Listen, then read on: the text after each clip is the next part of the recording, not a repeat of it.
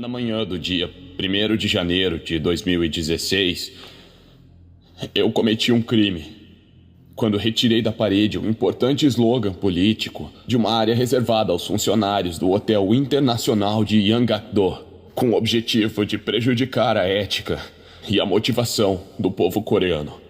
Mas eu imploro ao povo coreano e ao governo pelo meu perdão. E eu rezo para os céus para que eu possa voltar para casa, para minha família também. Eu imploro a DRPK pra me perdoar. Por favor. Eu cometi o pior erro da minha vida. Nem todo turismo é uma experiência divertida. Na verdade, existem muitos destinos que são extremamente perigosos, principalmente se não se seguem as regras locais. Otto Frederick Warmbier nasceu no dia 12 de dezembro de 94, em Ohio, Estados Unidos. Sua chegada foi um presente para a família, já que sua mãe, Cindy, engravidou logo após vencer uma batalha contra o câncer. Por esse motivo, desde pequeno, Otto era visto por muitos como símbolo de vitória. Anos depois, Cindy e o marido Fred tiveram mais 2 filhos, Austin e Greta. Otto passou boa parte da infância e adolescência numa vizinhança pacata, onde aproveitava a maior parte do seu tempo praticando esportes. Ele gostava de pedalar com o pai e de jogar futebol com os amigos do bairro e da escola. À medida que os anos se passavam e o garoto crescia, sua vontade de viajar e conhecer lugares novos só aumentava. Ele adorava vivenciar culturas diferentes e já tinha visitado alguns países como Cuba, Equador e Israel. Extremamente dedicado aos estudos, Otto, aos 21 anos, era um dos estudantes de comércio e economia mais notáveis da Universidade da Virgínia. Tanto é que ele conseguiu uma concorrida bolsa de estudos para um intercâmbio de 1 semestre em Hong Kong, na China. Essa bolsa não era apenas uma oportunidade de se destacar academicamente, mas também uma chance de entrar em contato com uma nova cultura. Com um grupo de amigos da universidade e outros intercambistas de outras nacionalidades, Otto chegou na China em dezembro de 2015. Durante aquele mês, e antes das suas aulas começarem, ele conheceu muito do país, visitando vários pontos turísticos e se empenhando em aprender um pouco o idioma local. Contudo, a fim de curtir mais as férias antes das aulas, ele achou que seria uma boa ideia aproveitar a oportunidade para conhecer também um dos destinos mais comentados do mundo, a Coreia do Norte, que é um dos 14 países que fazem fronteira com a China. Mas antes que eu possa falar sobre as desventuras de Otto pelo país mais fechado do planeta, é de extrema importância que eu contextualize para vocês um pouco sobre a história da Península da Coreia e como ela foi dividida entre Coreia do Norte e Coreia do Sul. Durante a Segunda Guerra Mundial, a Coreia estava sob o domínio do Japão. Com a iminente derrota dos japoneses após o ataque da bomba atômica em 45, a Coreia foi invadida pela União Soviética, atual Rússia, que entrou pelo norte. Para evitar a total conquista desse território, os Estados Unidos entraram pelo sul, dando início a uma disputa territorial por um único país. O conflito durou 8 anos, até que os dois lados, norte e sul, foram separados por uma linha imaginária chamada Paralelo 38. Após se converterem em 2 países independentes, a Coreia do Norte, sob a influência da União Soviética, se tornou uma república comunista, e a Coreia do Sul, sob a influência dos Estados Unidos, se tornou uma república capitalista. Anos depois, enquanto a Coreia do Sul viria a se consolidar como uma democracia, o que é até os dias de hoje, a Coreia do Norte passaria a ser comandada por um regime totalitário instaurado pela dinastia Kim. Atualmente, é Kim Jong quem está no comando do país, sucedendo o pai e o avô. Como uma consequência da guerra e da tensão entre esses 2 países, apoiado por seus aliados internacionais, a Coreia do Norte se tornou um país fechado e de difícil relações diplomáticas. Se mantendo até hoje como um país completamente isolacionista, a população norte-coreana sabe muito pouco ou nada do que acontece no resto do mundo. Lá não são apresentados filmes estrangeiros, os jornais são monitorados, o acesso a livros e todo tipo de informação cultural externa é limitado e a internet é mais uma intranet, com acesso apenas ao que é disponibilizado dentro do país. Os cidadãos não têm liberdade para viajar ao exterior, eles precisam de permissão para isso, o que leva a uma série de fatores internos a serem analisados, assim como não é qualquer pessoa que pode entrar no país.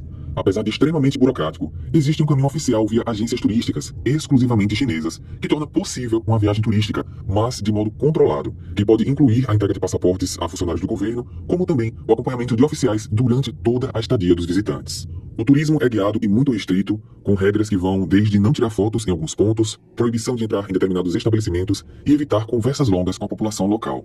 Se o turista não desrespeitar as regras locais, é possível visitar várias cidades e retornar com segurança para casa. E era isso que Otto planejava fazer quando contratou um pacote turístico de ano novo para passar 4 dias na Coreia do Norte. Fisgado pelo slogan atrativo da empresa Young Pioneer, destinos que sua mãe prefere te manter longe, Otto não pensou 2 vezes antes de embarcar naquela jornada. Jornada essa que praticamente não teria volta.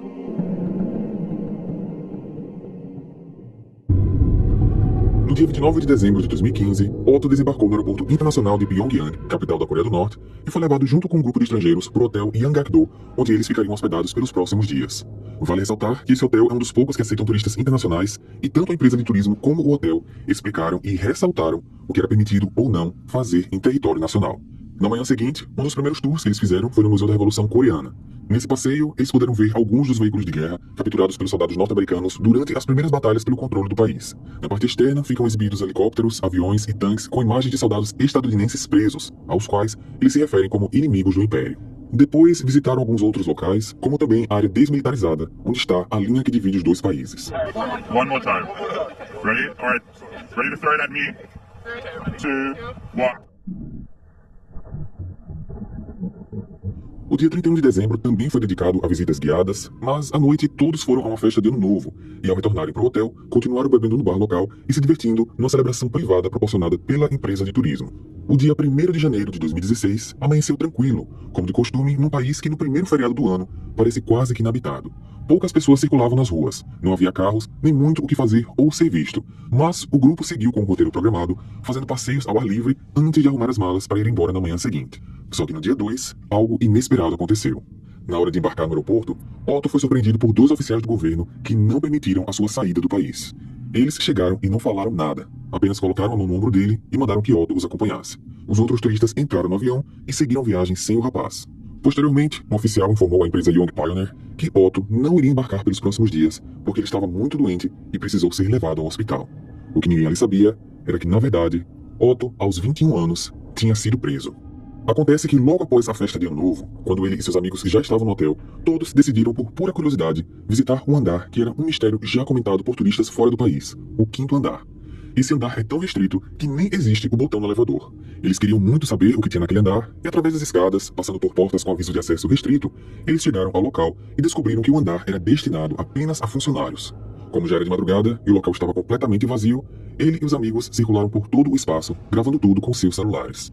Existem algumas filmagens na internet de turistas que já fizeram o mesmo, e normalmente quando esses turistas intrusos são descobertos por algum funcionário local, eles se fingem de perdidos, acabam recebendo uma bronca e são orientados a sair imediatamente do local.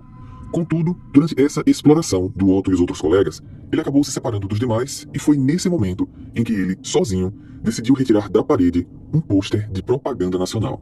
Segundo o que foi dito por representante da Coreia do Norte, Otto pretendia levar o material consigo como lembrança, mas pelo pequeno trecho de apenas segundos da gravação, e esse é o único trecho que se tornou público, não é possível afirmar que Otto queria levar o material para casa, já que as imagens mostram ele simplesmente retirando a propaganda política da parede e colocando no chão. Não dá para entender o que Otto quis de fato fazer, mas, independente da real intenção dele, o ato acabou sendo registrado, provando que ele tinha quebrado uma regra local: dispor no chão uma imagem do governo, o que era considerado uma afronta ao país.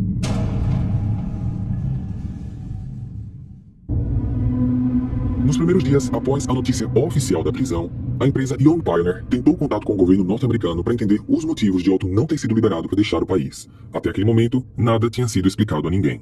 Eles então informaram a situação aos familiares e à Embaixada dos Estados Unidos na China. A partir daí, se iniciou um longo diálogo para tentar entender do que exatamente Otto estava sendo acusado, mas os oficiais não eram claros nas suas explicações. A resposta veio somente 2 meses depois, no dia 29 de fevereiro. Durante uma coletiva de imprensa, Otto confessou, chorando, que tinha roubado uma propaganda, desrespeitando o Estado e o seu líder. Na manhã do dia 1º de janeiro de 2016, eu cometi um crime, quando retirei da parede um importante slogan político de uma área reservada aos funcionários do Hotel Internacional de Yangador, com o objetivo de prejudicar a ética e a motivação do povo coreano. Eu entendo a seriedade desse crime, e eu não tenho ideia de qual pena eu posso enfrentar. Mas eu imploro ao povo coreano e ao governo pelo meu perdão. E eu rezo pros céus para que eu possa voltar para casa, para minha família também. E eu fiquei muito impressionado por como o governo coreano trata as pessoas que cometem crimes graves como aquele que eu mesmo cometi.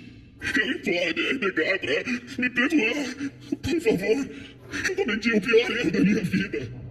É importante mencionar que nesse momento, Otto se refere à Coreia do Norte pelo nome oficial, a sigla DPRK, que significa Democratic People's Republic of Korea, ou República Popular Democrática da Coreia, e democrática, pois no país são feitas eleições populares para o Comando Nacional, mesmo que Kim Jong nunca tenha candidatos concorrentes e sempre ganha as eleições com mais de 99% dos votos.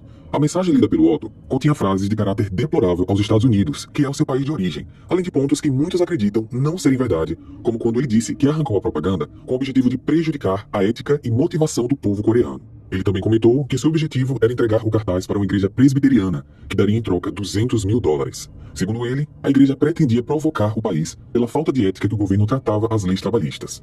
Por tudo isso, suspeita-se que o documento tenha sido escrito e Otto obrigado a ler diante de todo o país. Só que mesmo implorando por perdão e liberdade, Otto não teve sucesso.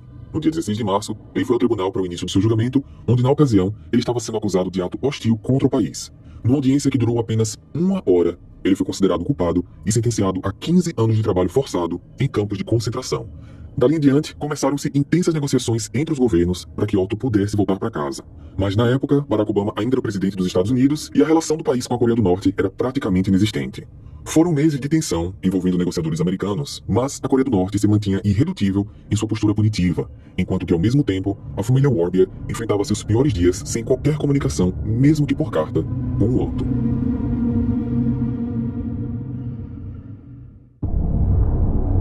Um ano e meio se passou, e em 2017, já no governo do Donald Trump, as negociações para o resgate do Otto finalmente avançaram. Isso aconteceu devido aos esforços para melhorar a relação com a Coreia do Norte, já que Trump, numa estratégia arriscada, decidiu acenar para o país a fim de propor um acordo nuclear e se promover na mídia. A ideia funcionou, os dois líderes tiveram encontros pontuais, e foi esse contexto que facilitou a extradição do Otto, como também de outros prisioneiros, mas não sem algumas complicações. Durante uma reunião para acertar os detalhes da extradição do Otto, foi revelado que o seu estado de saúde não era dos melhores. Ele estava internado. E o motivo, de acordo com um representante norte-coreano, teria sido uma forte reação alérgica. O problema é que ninguém sabia de nada, e até aquele momento, a informação tinha sido mantida em sigilo. Diante disso, uma operação de apoio médico se iniciou. Quando os paramédicos americanos chegaram em Pyongyang para retirarem o Otto, eles perceberam que o estado do rapaz era muito mais crítico do que eles esperavam. Otto não falava nada e parecia letárgico, mas estava respondendo apenas alguns sinais. Conseguia piscar, mas não parecia conseguir enxergar. Os médicos locais deram explicações meio que superficiais para o que poderia ter provocado aquela condição. A primeira hipótese era de que ele deve ter tido um choque anafilático após comer carne de porco, ou podem ter ministrado uma dose muito alta de sedativos para acalmá-lo enquanto estava na prisão.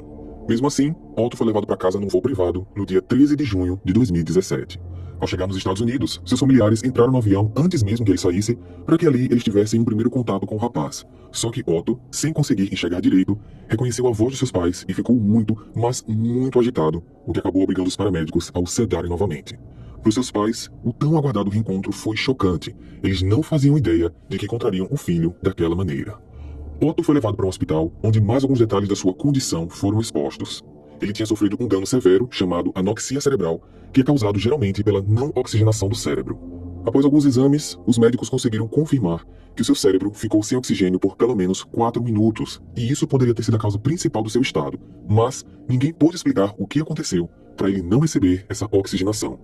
Cindy e Fred afirmaram em entrevistas que encontraram uma cicatriz profunda em um dos seus pés, de uma ferida já tratada, mas que não souberam especificar como teria sido provocada. Disseram também que os dentes do rapaz estavam tortos, como se eles tivessem sido movidos ou girados com alicates, por exemplo, e que às vezes Otto acordava à noite gritando, ou, como nas palavras deles, uivando como um animal. O casal chegou a afirmar veementemente que o filho tinha sido vítima de tortura. Contudo, nenhum laudo médico americano aponta qualquer evidência de que isso realmente tenha acontecido. Fora o dano cerebral, que poderia ter sido causado por uma infinidade de possibilidades, e a cicatriz no pé, Otto não tinha ossos quebrados e nem outros hematomas no corpo. E essa foi uma situação delicada entre família e hospital, pois as informações disseminadas por ambas as partes não coincidiam. Outro detalhe estarrecedor era o fato de que Otto já estava há mais de 1 ano naquela condição. Parece que ele nem chegou a trabalhar nos campos de concentração, e acabou sendo internado dias após sua condenação, sendo mantido no hospital desde então. E isso ainda fez com que os médicos americanos dissessem que dentro do hospital na Coreia do Norte, Otto provavelmente recebeu um bom atendimento, já que, como ele tinha ficado meses apenas deitado, ele não apresentava marcas de descaso com a pele.